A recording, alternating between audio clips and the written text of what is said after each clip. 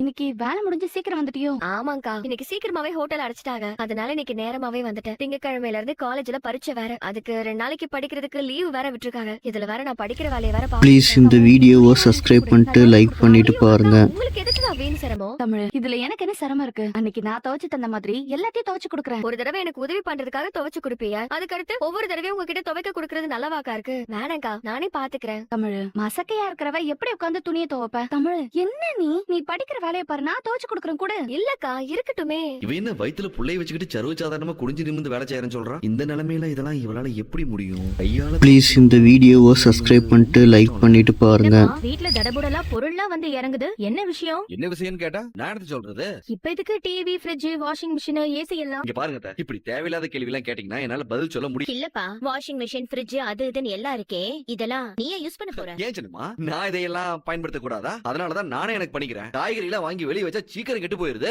அதான் பிரிட்ஜ் தேவைப்படுச்சுன்னு பிரிட்ஜ வாங்க. அப்புறம் துணி துவைக்க சிரமமா இருந்துச்சுன்னு வாஷிங் மிஷினை வாங்க. அப்புறம் இந்த கிரைண்டர். ப்ளீஸ் இந்த வீடியோவை சப்ஸ்கிரைப் பண்ணிட்டு லைக் பண்ணிட்டு பாருங்க. அயன் பாக்ஸ் வாங்க. எப்ப பாரு உட்காந்துட்டு போன நோண்டுறது போர் அடிக்குதுன்னு சொல்லி டிவி வாங்க. இதுக்கே இம்புட்டு கேள்வி கேக்குறீங்க? இல்ல சேது, இவ்ளோ பொருள் எல்லாம் வாங்கிருக்கியே, இது உனக்காக வாங்குனியா இல்ல உன் பொண்டாட்டிக்காக வாங்குனியா? ஒரு வேலை மசக்கையா இருக்கிற வேலை செய்ய கஷ்டப்படுறாளேன்னு அவளுக்காக இதெல்லாம் வாங்கி கொடுப்போன்னு வாங்கி கொடுத்த.